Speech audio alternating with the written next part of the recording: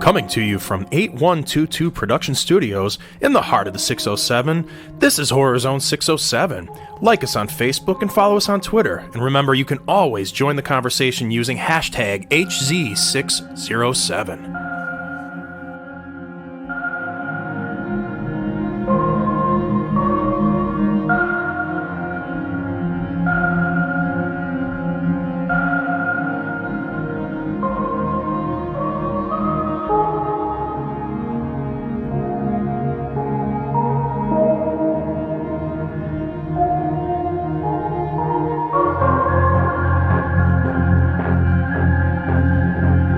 Welcome to Horror Zone 607, the podcast where we talk all things horror and bring you the week's biggest horror movie news. And I am your host, Mike C., coming to you live and in color this week from my bunker on the International Space Station. That's right, I have popped up, digging through my tunnels. I've somehow managed. Wait a minute, so you smuggled yourself aboard the SpaceX rocket to get to the space station? I don't even know. I popped up from underground, and there I was. I was on the space station. I feel like you've just admitted that you have committed a massive crime, hijacking your way onto the SpaceX shuttle. But now we've gone interstellar, if you will. We have gone interstellar. That's where the show is being done from this week, at least on my end. Uh-huh. But we've got a guy manning the studio, and you just heard him. He's by himself this week. There's no professor in the studio, but let me tell you a little something about this guy. He once dated Regina George, Gretchen Wieners, and Katie Heron at the same time. He is our resident mean girl. He's rich. That's right. I was a god amongst boys back when I was in high school. That's all you need to know. It was good times. Now, I know you dated Gretchen Wieners because you knew that she was the heir to the toaster strudels. Fortune. You gotta love. I know what you were trying to do. And I also love toaster strudels. Like that was a good fringe benefit. Fringe benefit there. So you're saying you got to taste the Gretchen Wieners, and you got. I also want to make the toaster strudels. Yeah. I also want to make the official announcement, Mike. This is the first time. I mean, we took a week off, but this is the first time the Horror Zone is back at the 8122 Production Studios at Dragon Master Games.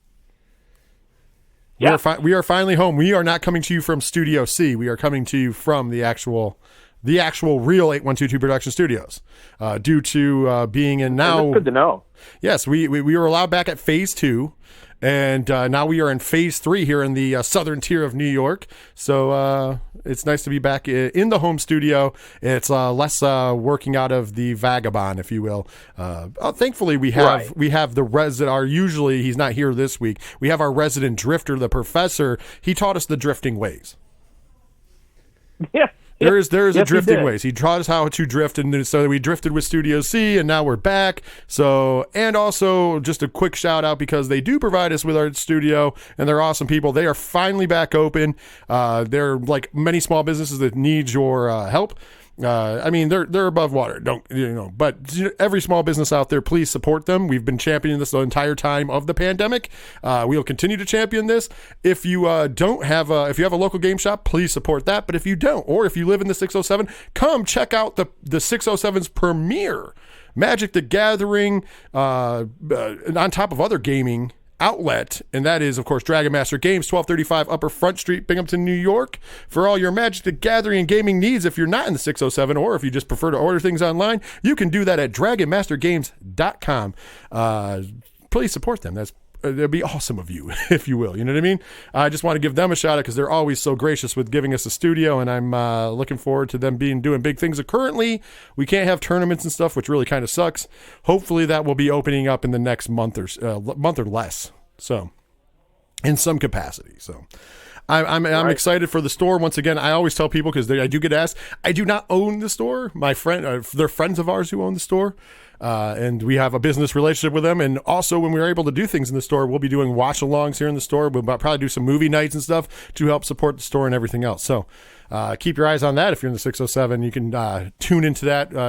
Your eyes, ears, and everything else on Horror Zone 607 on Facebook, at Horror Zone 607 on Twitter and Instagram, because any event we do for Horror Zone 607 will be put on there anyway. So There you go. Absolutely. There's a little cheap plug for our social medias, and of course, one of our sponsors who gives us our studio, which, once again, thank you. Thank you guys so much, and please support them.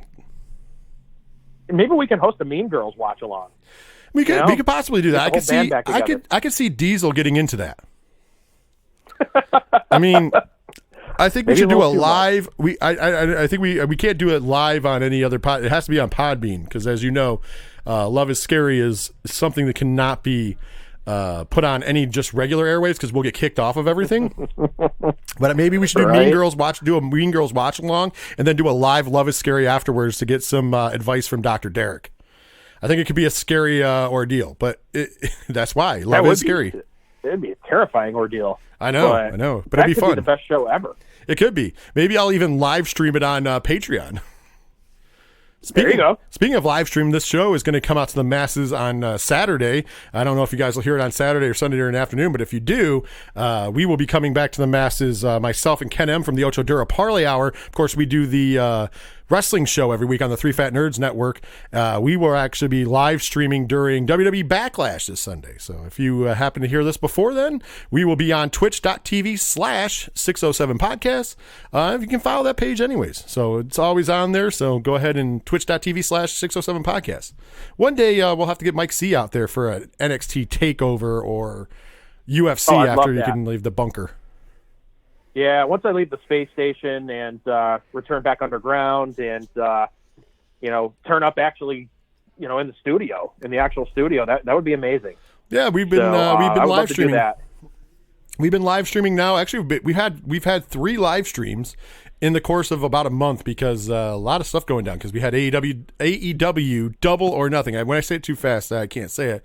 Then we did the live stream for NXT TakeOver in Your House, and now we're doing WWE Backlash. So. And we're going to be bringing you other things soon as well. Like I'm hoping to bring some Horror Zone content to there, whether it's doing a live stream after a movie night or our reactions while we're watching a movie on a movie night here, or when that Trivial Pursuit comes out, maybe playing that or some other horror-inspired game. You never know.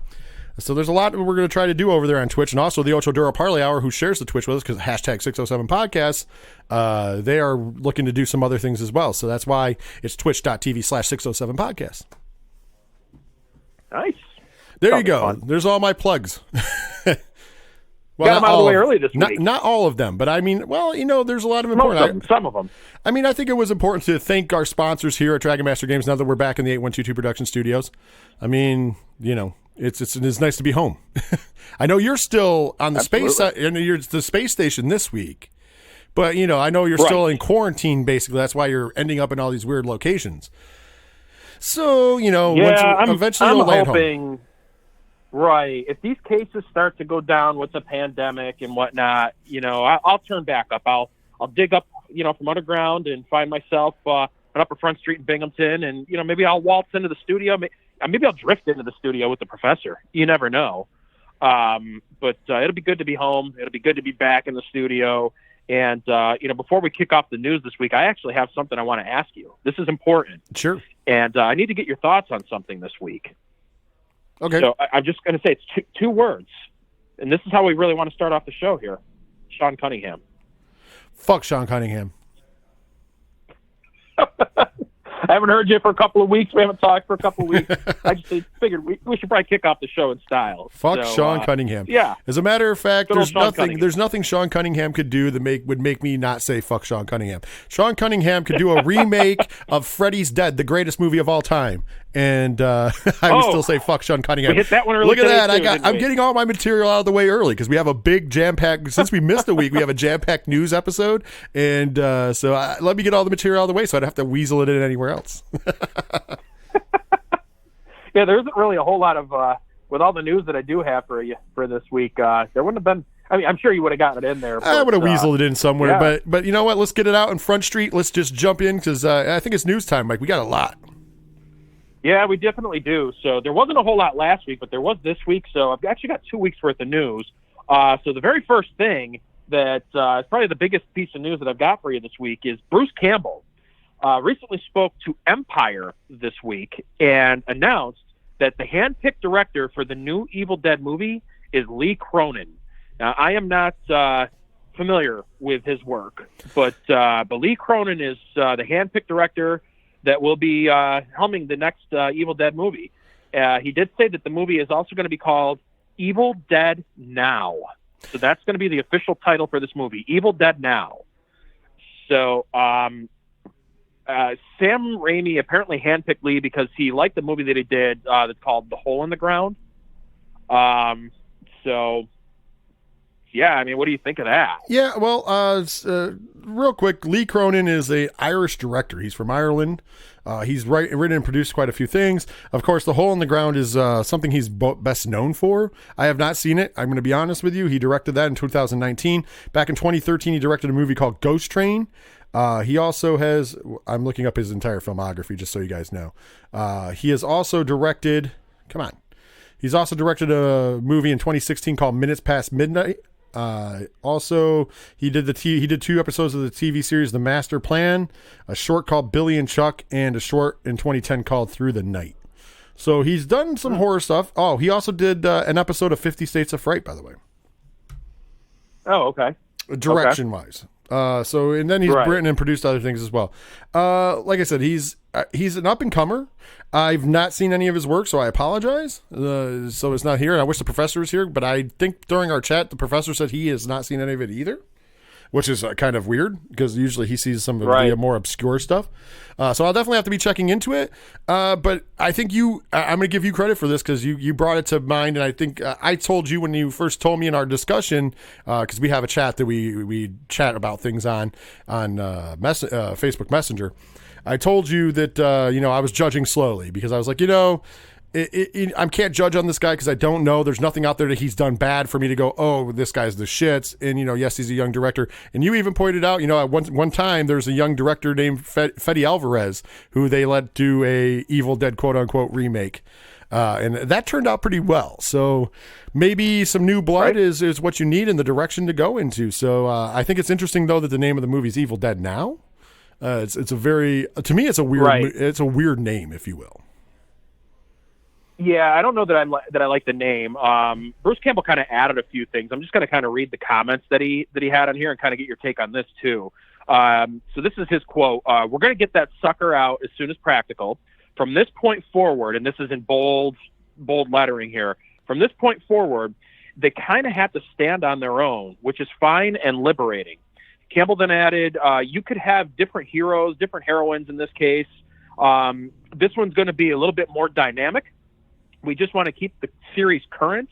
And the mantra really is that our heroes and heroines are just regular people. And that's what we're going to continue. End quote. So I'm believing that Bruce Campbell is a producer on this movie, correct? I believe so. I think that's where he's fitting into all of this. Because obviously he's not reprising his role. He said that before. So basically what they're doing, not backing down from that. Right. So basically what he's setting, I feel like what he's saying, and I feel like that's all what he's saying too. What he is now saying is that these are all movies that are in the universe. Ash Williams is a real person in this universe, but we're now going to get different heroes at different times, and they can play with the timeline. You could, go back in time if you wanted. You can do it now. So hence Evil Dead Now, I'm assuming, as he pointed out, is going to take place in this day and age. But Ash Williams is a person who has existed in the world. Maybe he's gone. Maybe he's dead. I don't know. We'll find out when the movie hits. But, so there is kind of a guide on how you take care of deadites. And I do like the fact that they're saying that it's going to be like his character, because Ash Williams was the everyman. He wasn't anything extraordinary. He wasn't, a superhero. He wasn't the hero. He wasn't the hero that he's not the Batman kind of guy, if you will. You know what I mean? He was somebody who was just... He's kind of a schlub. Right. He was just somebody who was thrust into this, and then for survival reasons kind of, dominated and went to where he needed to be. And even in Army of Darkness, he really, wasn't the hero that they needed. He wasn't the hero that they deserved. He was the hero they needed, I should say. Because he's not exactly the guy, so I like the fact that they're going to stick with that, because I think that's cool to have the everyday man be the hero, or woman in this case, because he did mention hero or heroiness. So I don't know. I'm a fan of it. I think in that statement, though, he did let you know that A, he's involved in this project, and like I said, I do believe producer. B, he is definitely behind this project, and C, he's not going to be in this in front of the camera. Right. So, yeah, the only thing I'm a little bit concerned about is that it's going to end up kind of getting to be almost like an anthology type thing. But if they do that and it's all going to be with Deadites and this and that, it's going to get a little old. If this is, because it's going to just basically be, they're just going to keep remaking it and remaking it and remaking it. I still am of the belief that they should have made a direct sequel to the remake because it was so good. Oh, I agree. So good. There's definitely more story that could have been told there. Maybe this will turn out that, even though he's saying that, that each film's going to stand on their own, who's to say, maybe they are in the same world. Maybe this will be some sort of a sequel. Maybe there will be Easter eggs to that movie. Well, don't know. I feel like you can stand on your own, but be in the same world. You know what I mean? Because it's like it takes place in a different place. I mean, right. And we've seen this in different things that are either good or bad. Obviously, a good example of which was Split. Split took place in the same place as the Unbroken universe. You didn't know that until the end, but still, so things were real.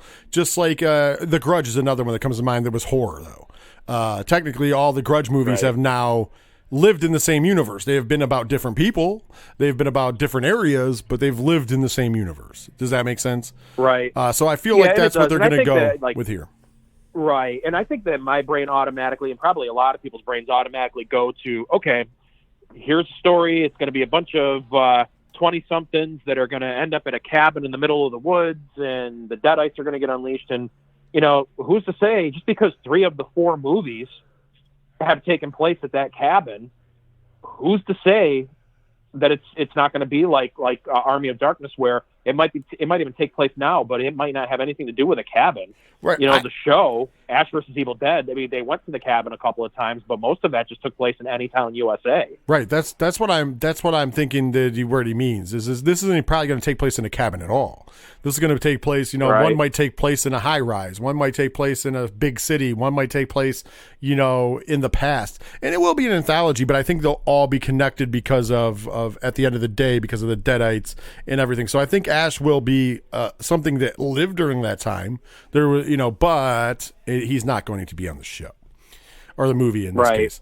Also, I think it was kind of funny because in the same week, a friend of mine, Mike Ivory, who is part of the Mortal Kombat Compendium, which we did a big thing for them. Check those guys out online as well. He tagged me in something because he knows I'm a fan of horror, and it was an article, which these articles have been around for a while, but it was a newer article saying about how Jason was technically a Deadite. And I was like, well, technically, if you go by Jason Goes to Hell, he is. The Necronomicon isn't Jason Goes to Hell. And so by that logic, he is. I was like, also by that logic, Freddy is in that universe as well, because as we know, the glove is in the background. The glove that somehow was taken from Nightmare on Elm Street ended up in the shed. So I'm like, if you really go into it, both of them are technically Deadites. I mean, so... And we did have Ash versus Jason actually it was Freddy versus Jason versus Ash, but in the comic book world, and that was supposed to hit the screen at some time, but it never did. Right. I just thought it was kind of funny that he put that out there, and it was also the same week, which he didn't know anything about, is the same week where we got the announcement that there's going to be a new movie with a new director. Right. Huh? I'm going to leave a lot of room for this one, believe it or not. I don't want to judge too quickly. And like I said, I told you that originally, and then it further drove it home as soon as you were like, well, technically speaking, Fede Alvarez wasn't known either when he did the remake. And look how good that turned out. So I'm going to leave it. Like, this guy, he's gotten a lot of critical acclaim from a lot of people in the horror community for some of the movies he's done and shorts he's done. I'm definitely going to try to check these out before this movie comes out. Maybe we'll review them right here on Horror Zone 607, because that's what we do. But so far, I'm going to be honest, I've never seen them. And hopefully they're good, and hopefully he does a good job here. That's all I'm going to say, and I'm going to stay positive. It's not one of those, and I know a lot of people out there go, "Oh, Rich, sometimes you go with a negative on certain people," but that's because certain directors have proven themselves to just not be great. So when you hear that they're attached to something, like Sean Cunningham, fuck Sean Cunningham. But I mean, like if you think about it, you don't just say Sean Cunningham. You just have fuck Sean Cunningham is his real name now. But if you look at, I'm just saying, if you look at like some of the movies we talked about that they're rebooting or remaking, and you see the director attached to it, and you're like, wow, this guy really tanked another movie. it kind of sways you a little bit. Whereas this guy, there's not been any of that. He's still generally a young director in his career, if you will. Right. Well, time will tell. Yep. Time will tell. We're certainly going to find out. So it is happening. So, we're going to find out if he's another Fede Alvarez or if he's going to be another Sean Cunningham. Mm-hmm. So nobody's quite Sean Cunningham. He's Sean Cunningham for another reason. Oh yeah. So, but we're going to kind of stick with some Evil Dead news here, moving on, because the original Evil Dead is returning to drive-in movie theaters as of Saturday, June 13th, which happens to be today. Today is June 13th for us when we're recording this. So by the time you hear this is already going to be hitting the drive-in circuit here. And just to kind of one-up things a little bit, on Friday, July 10th and Saturday, July 11th, at the Midway Drive-In Theater in Dixon, Illinois, part of the drive-in social distancing tour, Bruce Campbell's actually going to be there, and he's going to be introducing the movies and kind of talking about them a little bit. So Evil Dead going back to drive-in movie theaters, which I think would be a great place to see it. What is old is new again, and yes, it would be amazing to see it. Thankfully we live in an area where not too far from us we have a few different drive-ins. I don't know if they're going to be playing this, unfortunately, or not. But I have seen a few movies in drive-ins recently. Even last summer, I saw the Despicable Me 3 and Spider-Man. Was it Far From Home? I saw them both in the drive-in up towards Geneva, New York, up in Seneca Falls. And I've gone to Unadilla. As a matter of fact, Unadilla, I saw the Dark Knight Rises when it came out in Unadilla drive-in. I saw the new Ghostbusters there. Oh yeah. So I love drive-ins. I love the fact that it's new here in Binghamton. We have a makeshift drive-in that they've just started because of everything going on. So I don't know if this is going to be showing anywhere near us. Which if it is, I would definitely be interested in going because this would be really cool to see at a drive-in.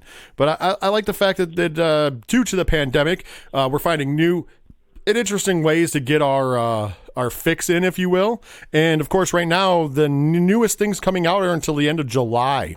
Or August, the beginning of August, for the movies that were pushed back. So there's a good month and a half of playing older stuff on the drive-ins and bringing people in because people want to get out and do some things. So it's a good, safe way. You can stay in your car and you can watch some good movies. And like I said, if Evil Dead's coming near us, I'm going to have to check the drive-ins nearby. I'm definitely going to go see it. Yeah, I would too. I definitely would too. That'll be a lot of fun. I don't know. I can't think of a much more fun movie than that to go see. Maybe Halloween. If it was to do that, but those two I think would be a ton of fun to see at a drive-in. So, as we all know, you would go. Hopefully, it'll come to our area. You would go to see Halloween 2018 in the drive-in, since you've already seen that movie 100 times. That's what I refer to when I say Halloween. Yeah, because you've gone to see it 100 times. Yeah, I really would actually. It just it's the greatest cinematic experience that I've ever had. I really enjoyed that movie. And I gave it just glowing reviews, as you all know. Yeah, well, the bad part is the guys who did like that movie have seen it less than you have. Right. Because I keep trying to find something. I saw that it was on, I think, last night, and I just kept going by it. I couldn't do it again. I've come to the conclusion. There's nothing redeeming. Mike, you know what the definition of insanity is, right? Doing the same thing over and over again, expecting a different outcome. And expecting a different result. Yeah. So there you go, man. Yeah. I'm not saying, but I'm saying. You're saying. And I'm glad you brought up Halloween 2018 because, as you know, supposedly this October, still scheduled for this October, is Halloween Kills. Hopefully it doesn't get pushed back. Hopefully it'll be safe for everybody to go see this when it comes out as well. But there's a rumor that during a test screening back in January for Halloween Kills, that there were a few characters that made surprise returns that had not been announced. And one of those rumors to come out of this is that Dr. Loomis is actually appearing in a flashback scene in the new movie. So supposedly the art director on the first movie was the guy that recorded his voiceover. Because as you know, kind of early on in the film, you hear a voiceover of Dr. Loomis, and it sounded pretty similar. He did a really good job. Well, not only does this guy sound exactly like him, but apparently he's a spitting image for Donald Pleasance. David Gordon Green said he looks exactly like him. So we may actually be seeing Dr. Loomis returning in the new movie. Well, there was rumor for a while. I don't know because I didn't see it in the bonus deleted scenes. But there was a rumor for a while that they had actually, the part where he is doing the talking, that they had shot something with him in a flashback. If you remember the scene where they're playing, like they're going in between and you just hear the audio that was recorded by the guy. There was a rumor that they had shot something, and David Gordon Green had even said that they possibly had. He wasn't going to confirm or deny because it wasn't going to see the light of day. Basically, they decided against it. So even on the deleted scenes, he was like, basically, because we decided against it, I'm not going to confirm or deny, which means they did, and it wasn't going to see the light of day. So I mean, maybe they've had a change of mind, or maybe they've reached out to the Pleasance family and they've said, oh, that'd be wonderful, and they're going to go on with it and do it in this movie and do something different. I don't think they'll use the same footage. I believe they've shot something new.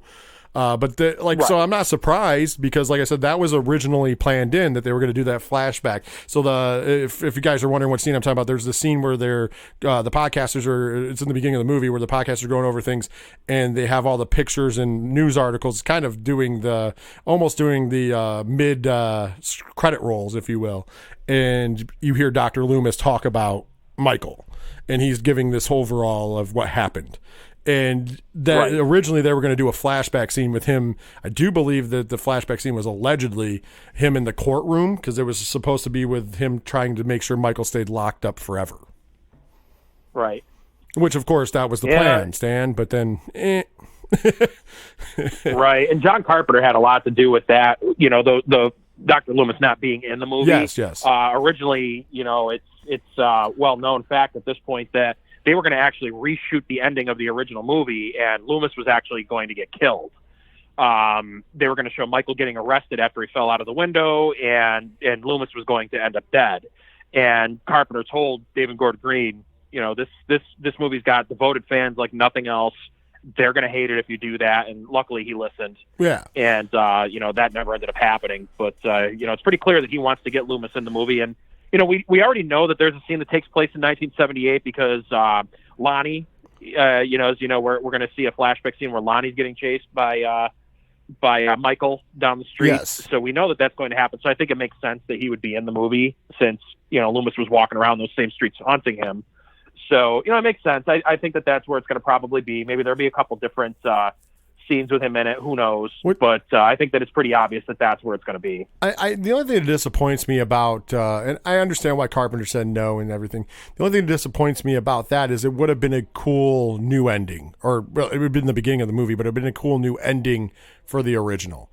I think tying it into the original there, I mean, it would have been harder to do. I get it. So I understand. And maybe some people thought it was distasteful. I really don't think it's distasteful because obviously Donald Pleasance can't make a return. I mean, he's long gone, unfortunately.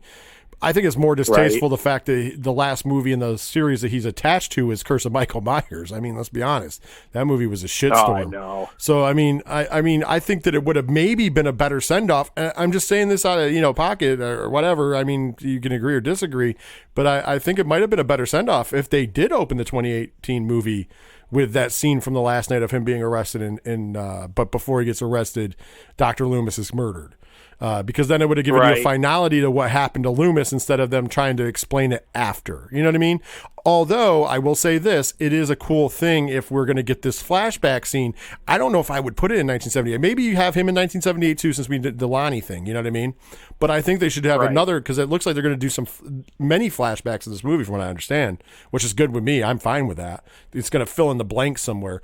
And this is the middle movie, so it should fill in the blanks of what's happened over the last 40 years, including up till today, to take us into that crescendo. I think that's perfectly fine. I love the setup for that.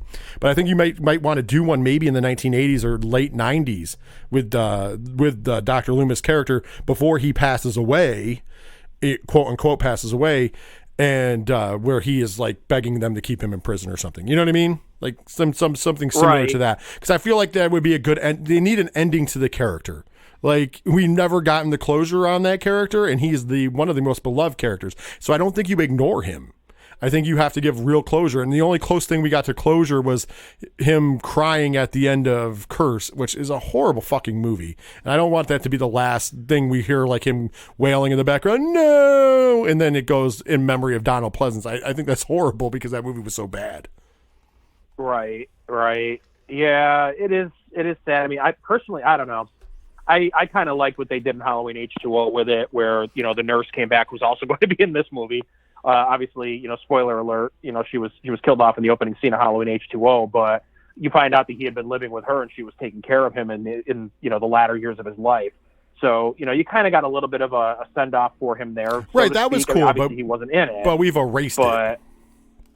You know exactly. What I mean? That's the problem, is they've erased it. But and I think that's why, to me, that was the better version of the sequel. You know, you got Halloween H2O and Halloween 2018, which are essentially the exact same movie, just completely different movies, different plots. They went different ways, but they're basically the same thing. Yeah, but unfortunately, Resurrection... In my opinion, H2O was the better movie. H2O was a good movie. However, Resurrection kind of ruined it.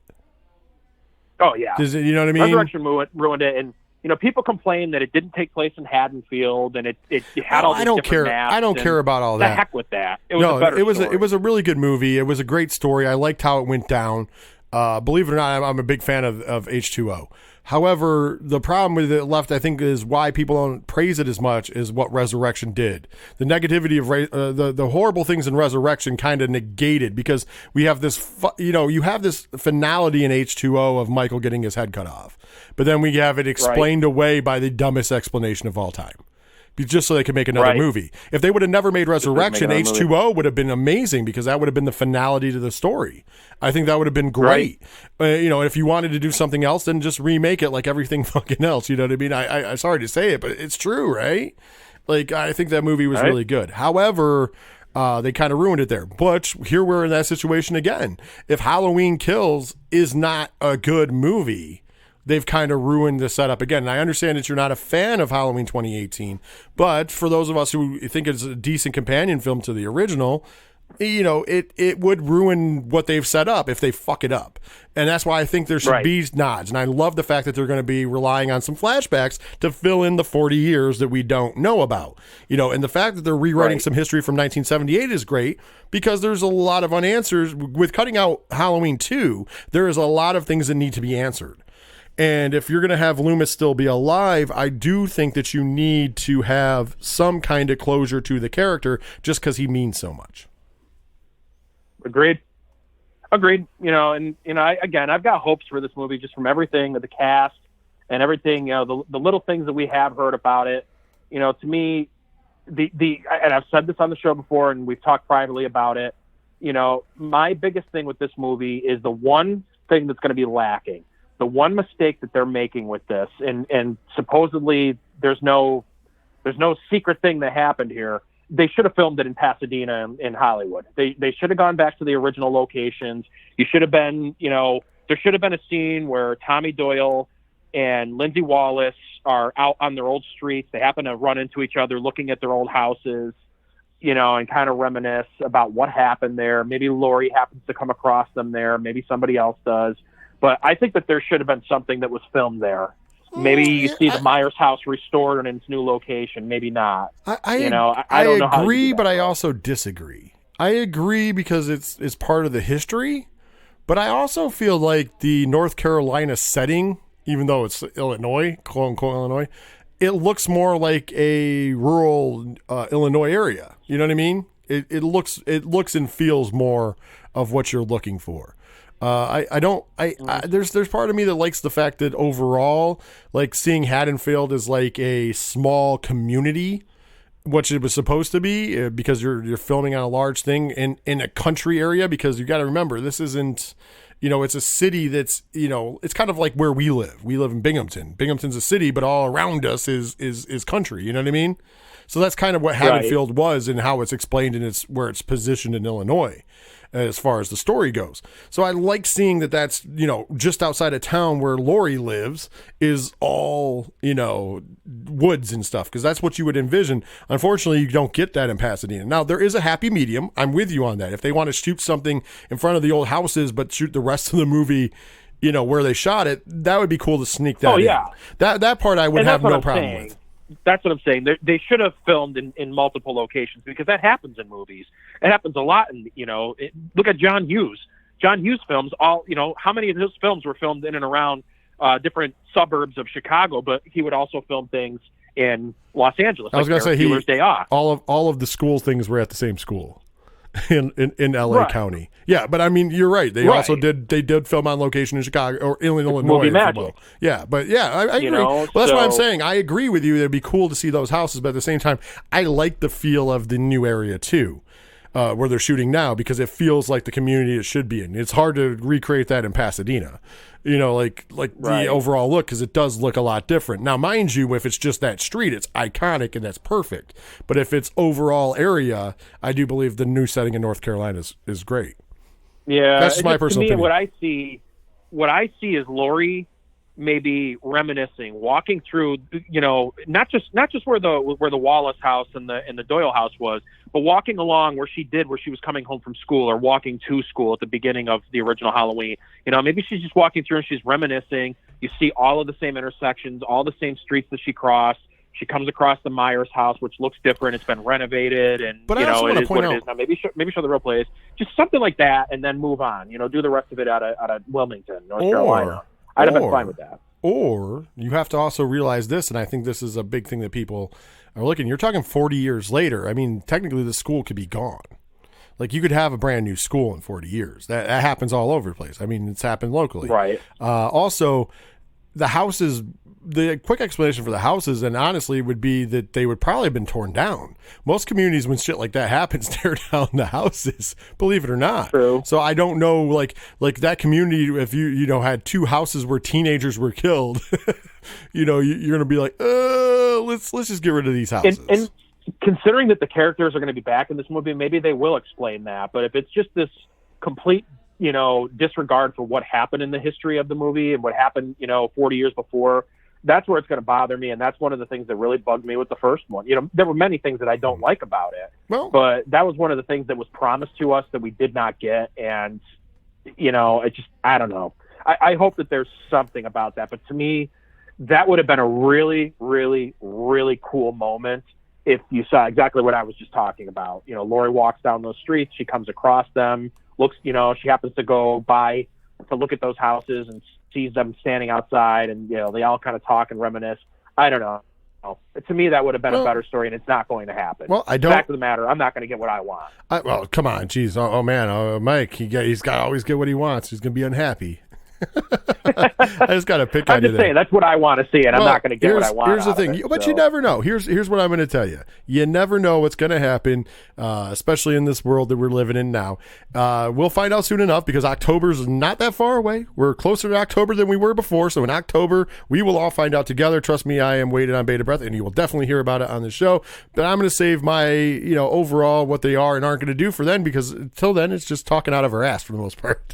So hopefully they do that. If they don't, I'm sure there's going to be some explanation, because it looks like they're diving into the history, which is always a good thing, and we know that they are because they've done flashbacks. But with that being said, look at those, a couple big news articles. We got more news to come, but we're going to take a quick break. When we come back, we got even more opinions on the latest horror movie news over the past couple weeks. We'll be right back on Horror Zone 607.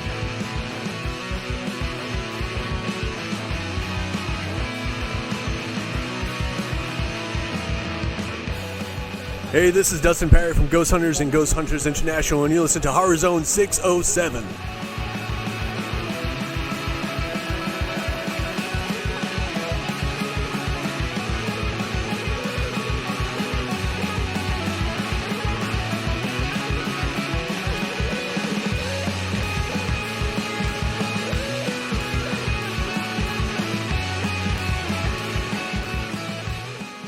And welcome back to the Zone. So as you heard Rich say before the break, we got a lot more news to cover this week. So we're going to kick off the second segment of our show the way we did the first segment, where we're going to talk about Sean Cunningham and how much Rich loves him. So, fuck Sean Cunningham. We're right back full circle. Fuck Sean Cunningham. There it is. So there we are. Both news segments start off with Sean Cunningham and how Rich feels about him. But we actually do have a lot more news. And to kick off the second segment of news, one of my personal favorite haunted house movies that's ever been made was from, I believe, 1980, if I'm not mistaken, would be the George C. Scott starring The Changeling. And, it's a very, very spooky movie, great atmosphere, a little boring at times, but overall one of the better haunted house movies that's ever been made.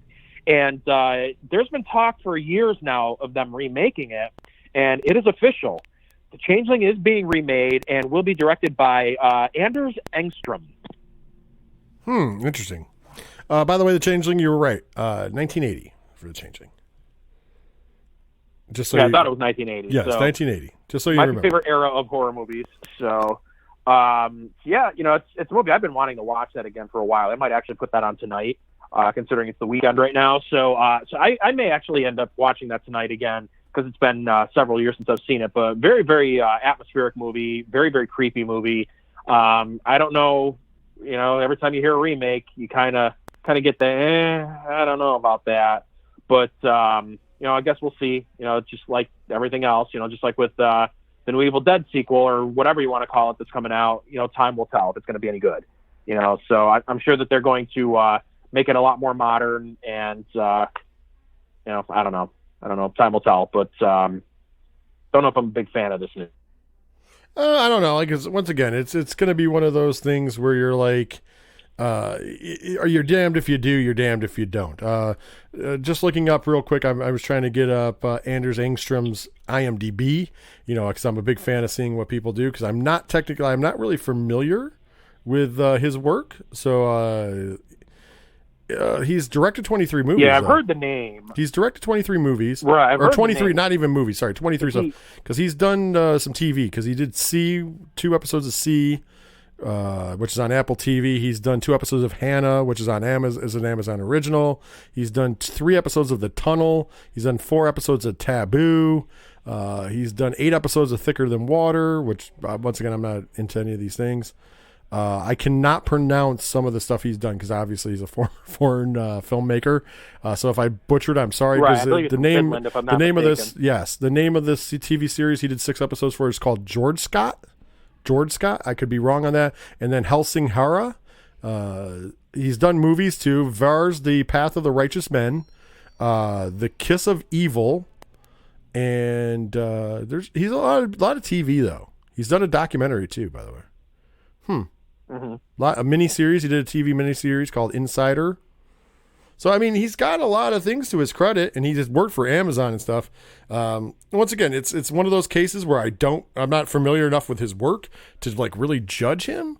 But at the same point in juncture, The Changeling is a great fucking movie, and I don't know if it really needed a remake. But let's be honest, in this current climate, everything gets a remake. It's like the Oprah Winfrey Show. Right. You get a remake, and you get a remake, and you get a reboot because you're not good enough for a remake, but you're good enough for a reboot. Maybe they'll remake the Oprah Winfrey Show at this point. They could. Maybe Anders Engström will direct it. You never know. I feel like Oprah would direct it herself. You? Or you know what you could do? Are you familiar with? There's an indie professional wrestler called Super Oprah. If you're not familiar, look it up. I think Oprah Winfrey should do the Oprah Winfrey Show, and Super Oprah should be the new host. So look, everybody at home, look up Super Oprah, and trust me, it is very entertaining, and actually a very good wrestler too. I'm very entertained by that wrestler. But Super Oprah, that should be the host of the new Oprah Show, directed by Oprah Winfrey herself. There you go. Directed by Oprah Winfrey, starring Super Oprah. That's right. She comes out and dressed, and you got to dress her in the old 80s style. Just like Oprah. Oh, of course. Like not 90s. I mean, I'm talking the beginnings of the Oprah Winfrey Show with the hairstyle and the dresses that Oprah used to wear. I'm in. I'd be in for that. I'm in. And then you got to go. As time goes on, you have her evolve into the different stages of Oprah from Oprah's real career. I would even say bring back the same guests in the same order. I mean, the ones that are still alive. We could find a new Dr. Phil. Ooh. Super Dr. Phil? Super Dr. Phil. Ooh, or we could just replace Dr. Phil with Dr. Derek from Love is Scary. See what I did there? He would probably get kicked off of TV within 10 seconds of going live. Yeah, something tells me it wouldn't last long. No. But there'd probably be some lawsuits. He would need your friend the lawyer. Oh, yes, Fred the lawyer. He's returned to us. He did go with Farrah and Farrah of AEW fame. Now he's back. He has a pixie. He has a pixie stick problem. We admit this though. We're working through it. But yeah, I don't know. It's another one of those situations that there's too many reboots and remakes going on. Some of them end up good. I learned my lesson. Here's what I'm going to say. I learned my lesson after Child's Play. Because the remake of Child's Play, I crapped on it so long, and then we went and saw it, and I actually enjoyed it, and it was one of the more entertaining horror films I've seen in a long time. It was in the top. We talked about it was in the top 5 for last year. Actually, I think I had it in my top 3 from last year. Of course, Ready or Not was Ready or Not is amazing. So there was no beating Ready or Not, which I watched with my wife the other day. She actually watched it with me. Did she enjoy it? Yeah, she enjoyed it very much. Once again, Ready or Not is great. It's a great dark comedy. I love it. Love that movie. But yeah, Child's Play ended up impressing me. So now I'm trying to slow roll it unless Black Christmas. And then I've still been proven right that movie was the shits. But that was not even a remake. That was just a movie that was using the title Black Christmas to try to build something off of it. It was horrible. Right. I'm surprised that hasn't turned up on like HBO or something at this Give point. Give it time. I don't know. Do they really want to carry that? It sounds like it's completely speaking rubbish. of which, if you have Amazon Prime right now, for free, you can watch Knives Out. I don't know if you knew that or not, but if you're a Prime member and you have Amazon Prime, on Amazon Prime TV, you get to watch Knives Out for free. And I suggest you do. Knives Out is amazing. I wouldn't say it was amazing. I thought it was okay. I loved it. I thought it was great. Like it. I just thought it was just all talk. There was nothing that happened. But that's the point of the movie. All talk. It's different. That's why I like it. Very, very boring. I don't know. I think you're imagining things again. I think you're just if you got hate in your heart, you're letting it out. I don't know. I'm just saying I enjoyed it because it was different. I enjoyed it because it was different. It was definitely different. Moving on, Johan Renck, who directed the HBO series Chernobyl. He also had directed some episodes of Bates Motel. He's going to be directing the pilot episode of HBO's The Last of Us. So this is actually happening. We knew this, but we got somebody that's got some good stuff behind him that's going to be doing the pilot episode. Intriguing. I mean, I feel like it's weird to do a movie based on a video game that's cinematic. Well, it's not a movie; it's a series. Oh, I know, but you know what I mean. It's weird. It's weird to see something that is based on something that's already cinematic because the game is very cinematic. So if you watch the game, watching the game is almost like, I mean, obviously if you're playing it, it's not, I mean, you're obviously involved, but if you're watching it, it's kind of like a movie to begin with. And yes, I get that it's a series, Mike, but still, it's a series sometimes just means more episodes to hang yourself in. Right. But and it is going to actually, they did confirm that the first season is going to cover the events that took place in the first video game.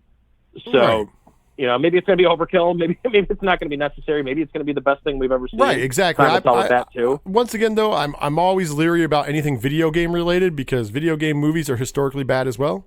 So I don't know if a video game series is any better than a video game movie. The only great video game series I can think of was the Super Mario Brothers Super Show, starring Captain Lou Albano. That was the only great one I can think of.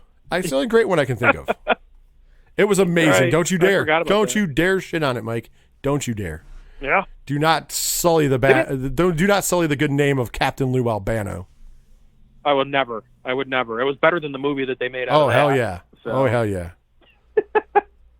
But that was that was a cartoon anyways. The Super Mario Brothers Super Show. They just had the live action parts with Captain Lou in between the cartoon. Right. Exactly. Oh, Captain Lou. God rest his soul. Yeah, yes. Like I said, you do not, Mike, I know you hate on things. You do not sully the good name. You just turn that right around. You're not allowed to do that. You can sully the good or bad name of one fuck Sean Cunningham, but you cannot do that to Lou Albano. Not Captain Lou. God rest his soul. Exactly. But yeah, this is not part of my news, but we've talked about it enough. But this coming Friday, The Last of Us Part 2 will be available on all gaming systems. Is it bad? Is it bad so far? Sorry. So far, the Metacritic scores that have come out have been completely. I think it's sitting at 100% right now. Actually, it's getting universal acclaim. I just want to point out, until it physically comes out, I still don't believe it. I'm going to be honest. Until Friday, and it actually regular people actually either can download it or go and buy a physical copy, I will not believe it, because I still have a feeling Thursday they're going to be like, yeah, something's messed up. I actually was going to pre-order it, and for that very same reason, I was like, you know what? I'm going to wait until it's actually something I can download before I buy it. I am going to be buying it on Friday. Yeah, but I'm just saying, I'll be playing it all weekend.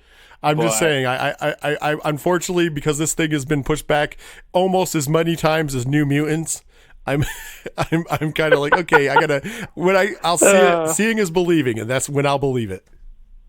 Right. So that's the same thing about New Mutants, where they keep saying that it's coming. I do believe at the end of July, beginning of August.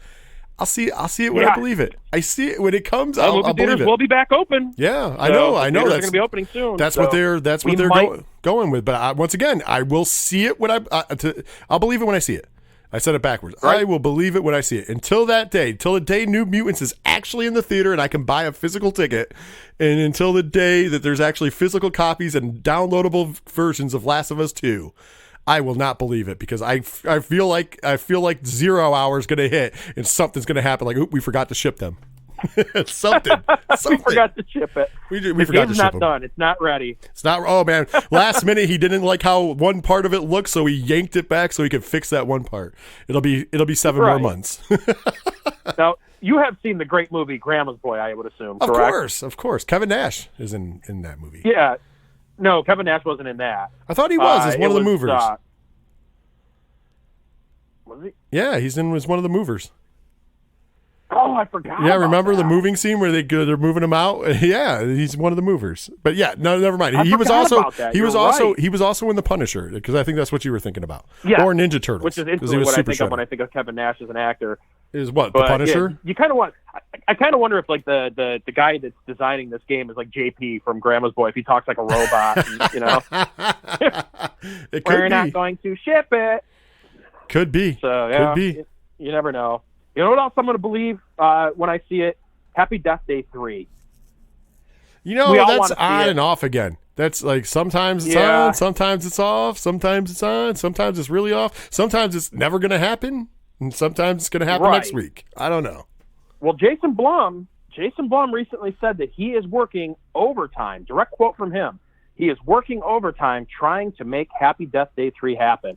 Now, I don't understand this, because, yes, the second movie did not get as much critical acclaim as the first one, and it did not make as much money as the first one. It still made a boatload of money. It still did really well. People that saw it still enjoyed the heck out of it.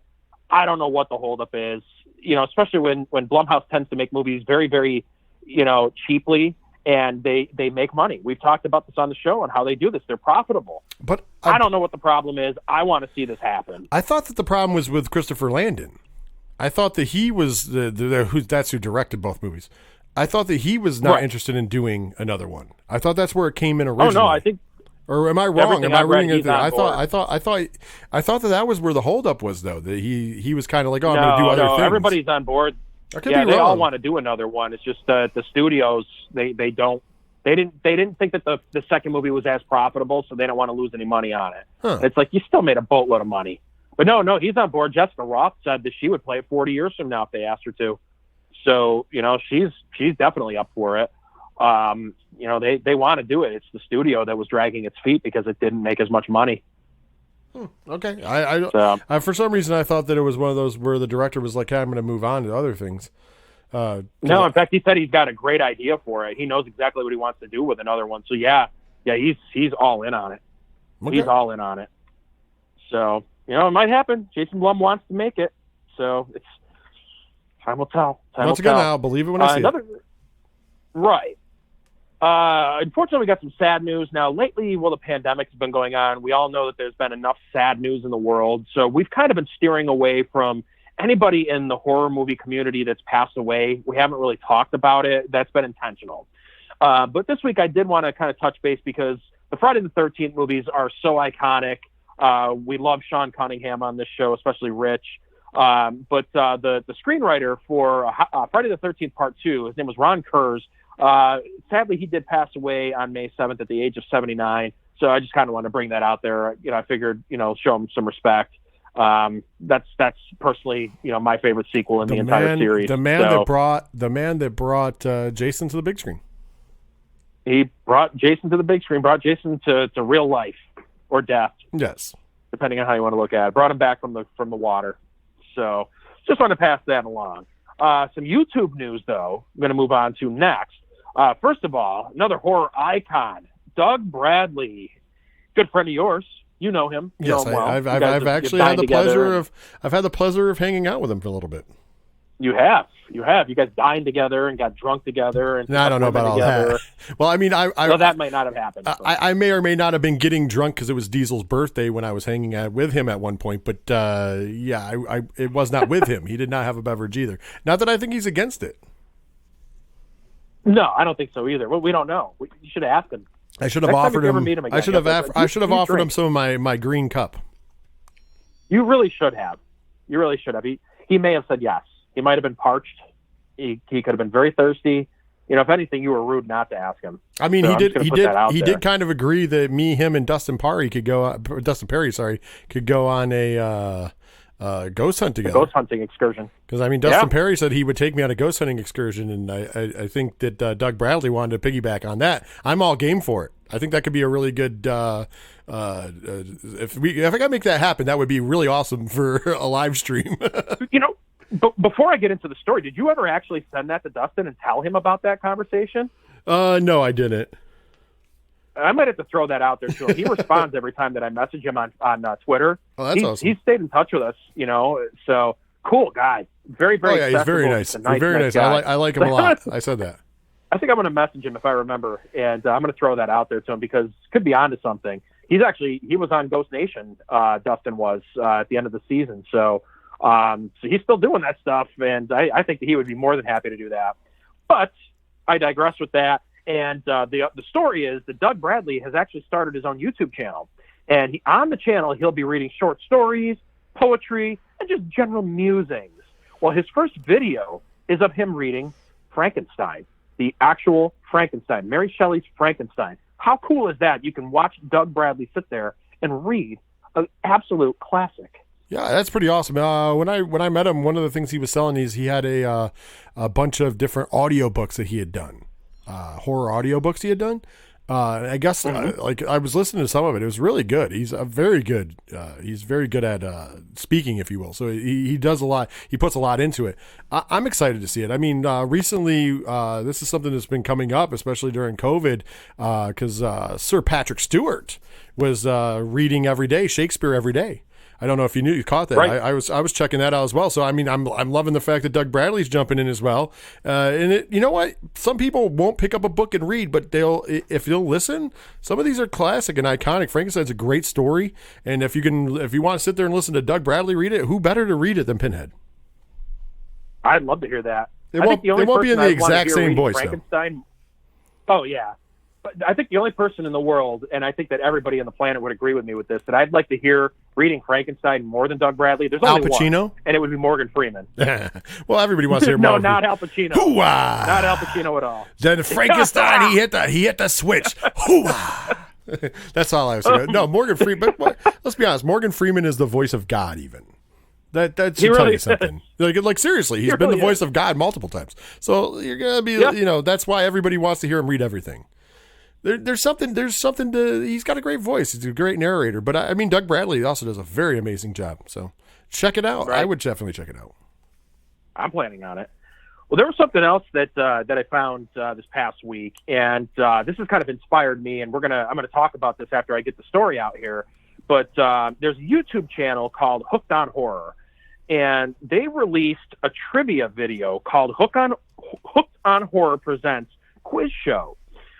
So the video has a plethora of horror movie icons asking trivia questions. It's about an hour and 15 minutes long. It was a little rough. The editing of it wasn't great. I did actually watch it in its entirety. So it's a little bit hard. They kind of like ask a question and it jumps to somebody else before you get the answer. So they ask about 5 or 6 different questions, and then they come back, and whoever asks the question will give the answer. So Editing wise, it was a little bit rough, but there was a lot of cool trivia on it. And check it out if you really want to play some horror trivia. And I think you guys might enjoy it.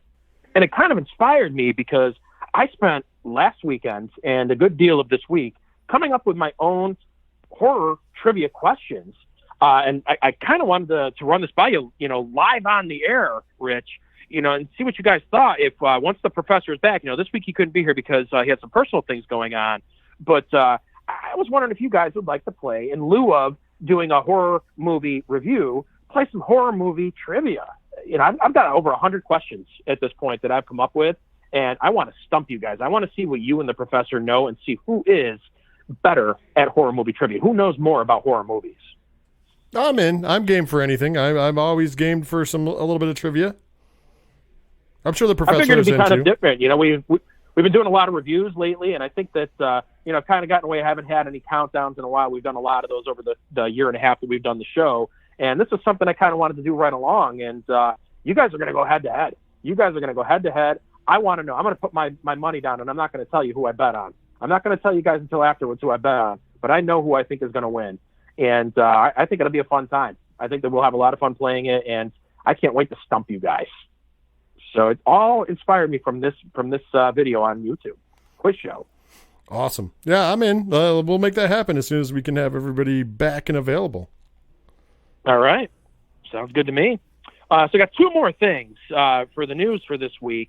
There was a bunch of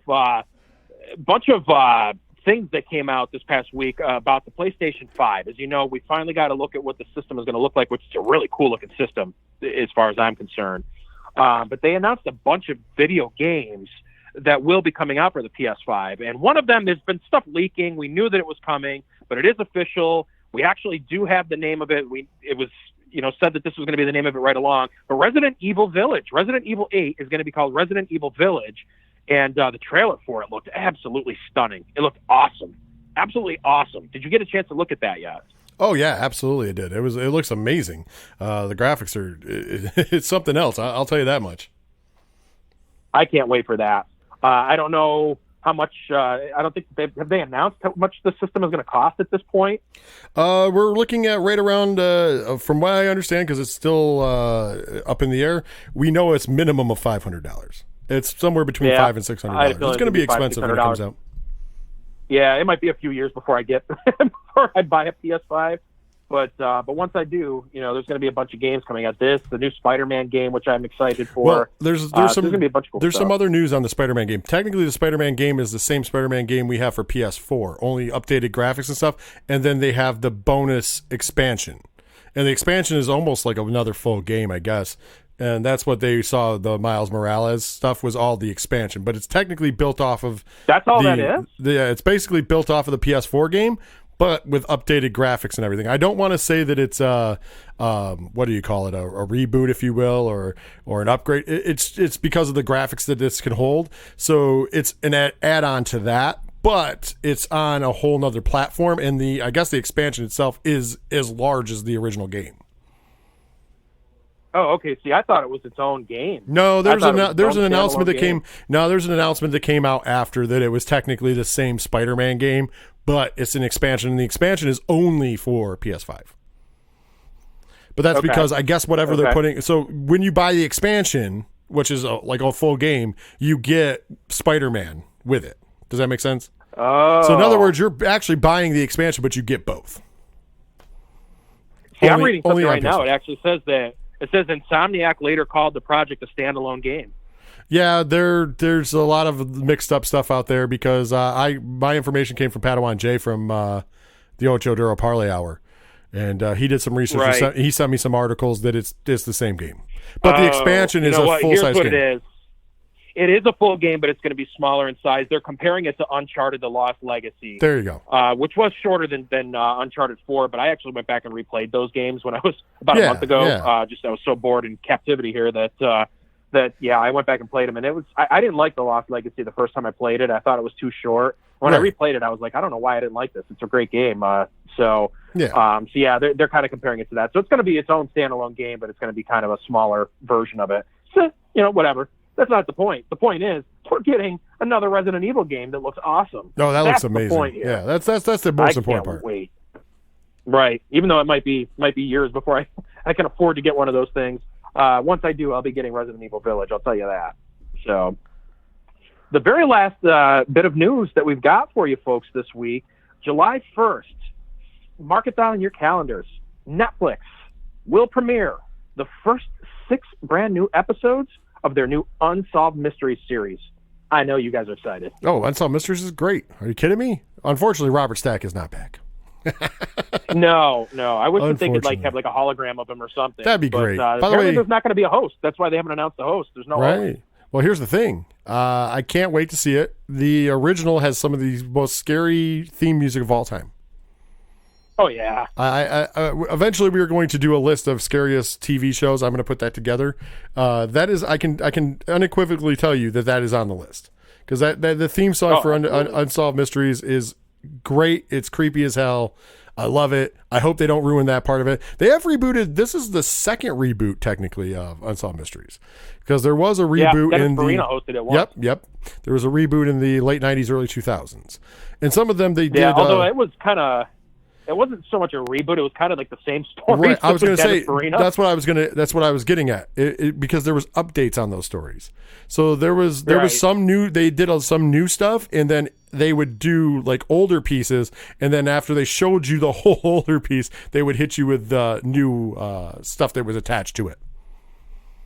Because some of those cases they were actually solved, and they would show you that. Some cases had new information, and they were still looking for more. It was interesting, but there was a couple new stories mixed into them as well. I will say that, but it was mostly cool Sorry. I always found it cool. When I was as scared of that show as I was as a kid, I always thought it was really awesome when you would hear updates. Oh yeah, and then they'd show that somebody got caught. Yeah, you're like, the tips are working. The tip line is working. Of course, Robert Stack line fired back up again. Then, yeah, and you know what though, Robert Stack, man, he was scary in his own. Just standing there and just deadpan, always deadpan, and then with his little suit on or his overcoat. This is a story. It was an overcoat. This is a story of a man who left his house and he never returned, and he never showed emotion. It was just like deadpan. Comes back if you have information on where Robert Billy Bob is at, call the 1-800-959 saved or whatever the fuck the number. I don't know the number. Don't call that number because it's probably not real. But you know what I mean. But he never had emotion. He even like you said, update, and that's how he would say it too. It wasn't like the same update. Character in Airplane. Yeah. But think about it. He didn't say it like get excited because there's an update. The case was solved. He was like, oh yay, case is solved. No, he didn't. This is exactly how I was like, update. And then he's like, after airing this and all of your great work turning in stuff, we have found the killer. Thank you once again for turning in stuff. Like there was never anything that was like, he just kept that creepy, scary Robert Stack voice the entire fucking time. And I loved it. I loved that show. I even loved catching it on reruns. Yeah. Dennis Farina wasn't the same. He was not the same. Definitely not. Because he can't, nobody can do Robert Stack. Yeah, but you can't replace Robert Stack. You can't do Robert Stack. No, not at all. Not at all. Well, all right, that's all I got. I was going to say, that was a lot of news. This is a news opinion-full piece this week. I hope you guys enjoyed it. If you guys would like to comment on anything we talked about or suggest something we should talk about in the future, and of course, we always love when you guys throw ideas out for us to review movies, go ahead and do that. You can do that on our very public Facebook page, Horror Zone 607. Like and share that page. You can do it on Twitter and Instagram at Horror Zone 607. Remember, when talking about the show, use that hashtag HZ607. Also, you can find us at 8122productions.com. From there, you can see all of our archives. You can check out the Three Fat Nerds podcast, the wrestling show podcast that I do with Ken M. as well from the Ocho Duro Parlay Hour. As a matter of fact, you can go over to Friends of the Show and you can get a link over to the ODPH and check those guys out for yourself. Also, check out all of our local bands that we play on the shows. They're really awesome. You can find their music on Bandcamp, Spotify, Google Play, anywhere you get music. Of course, those bands are the Phosphines from Melbourne, Australia. And then 607's own Shout at the Robots, Second Suitor, and Floodland / Crimson Brethren, which you hear them on this show quite a bit. And Jimmy Gazdick has been on the show. And hopefully after all the quarantine is done, we can get Jimmy back on because he loves horror as much as we do. And then, of course, check out the sponsorship page as well. And you can find Dragon Master Games there, and as well as Rex the Rods and the 607. Get your car cleaned. It's good stuff, man. There's a lot of cool stuff for our local sponsors there as well. And there's more to come soon, but right now, everything's shut down. We did have news and events coming up. All of them were canceled, unfortunately. So we're moving on. Yeah, we're moving on, though. And last but certainly not least, if you would like to support the show monetarily for as little as $1 a month, and you get some amazing bonus content. You can do that at patreon.com/8122productions. You get all of the podcasts early. You get bonus content from the Three Fat Nerds podcast, the stuff that's too hot to air on the normal airwaves. You also get bonus content with in the ways of bonus material on the wrestling show with me and Ken M. A lot of times we talk UFC before for Patreon before we start, and then in the breaks we go cover a couple extra subjects, if you will. And then, of course, you get the 2 shows behind the paywall, the 2 Patreon only shows. Of course, I Love Movies with Ron, which we got to get another one of those banged out fairly soon. It's always fun. And of course, the show that Mike is on, so when he's not in quarantine, we had to get him back on there, but we've been carrying it on in quarantine because Love is Scary with Dr. Derek is still going strong. That show is the hottest show behind a paywall. It has to be behind a paywall because we get canceled for everything just from hearing him open his mouth. Not a gimmick. It's a real thing. If all I have to do is say hashtag hot ramen, if you don't know, you know. Yeah. So all of that and more, patreon.com/8122productions. Like I said, $1 a month, $12 a year gets you all that great bonus content. And eventually, after everything kind of falls back into normal, Mike gets back in the studio, we've been teasing around an idea of doing kind of a horror zone after dark, if you will, and doing like an extra bit at the end or the beginning of the show where that's just chatting and shooting the shit. And if the professor's in the studio, there's guaranteed to be some talk of comic books and such. One time we threatened to not even call Mike and just talk about the Snyder Cut on this show. It's just I can only be serious. Horror Zone. Yes, and somehow we ended up talking about the Snyder Cut on the show anyway. So that's kind of funny. So if you go back a few weeks and you heard us talk about the Snyder Cut, that was a conversation that continued. So we'll hopefully do that elsewhere. So fun times. When all this gets settled, we'll probably end up doing something like that because we have a lot of fun talking. And even me and Mike even were talking about wrestling before this as well. So there's times where we talk about different things when we first fire up, and it's kind of fun to add that on so you guys get to hear a little something extra. And of course, it helps right into the show. You guys haven't heard the new soundboard yet, but that's got to wait until I get ruined that. Mike. Sorry, you didn't ruin it. COVID ruined it. There's a whole other situation. Yeah, sure. Let's face it, I've ruined a lot of things. Well, you've ruined a lot of things, but this we cannot put on you. It's actually that pesky virus that won't go away. So there you go. So once again, patreon.com/8122productions. It does help us out quite a bit. Mike, I've shilled enough. Take these people home. All right. Well, that is the show this week. We don't have any reviews. We had too much news. There was too much news to talk about this week. So that is the show for this week. But next week, we're hoping that the professor will be back in the studio. As I kind of teased before, I've got one heck of a trivia game you guys are not going to want to miss. Lots and lots of questions. Love for you guys to play along at home and let us know how you did once we get this fired off. But a lot of questions. Got over 100 questions for the guys, and we are going to have some fun. So yeah, you're going to want to tune in for that. Of course, we'll be back with all of the week's biggest horror movie news. Didn't think there was going to be a lot of news throughout this pandemic, but it seems like for the last 3 months, we've had just as much news, if not more, as we always would.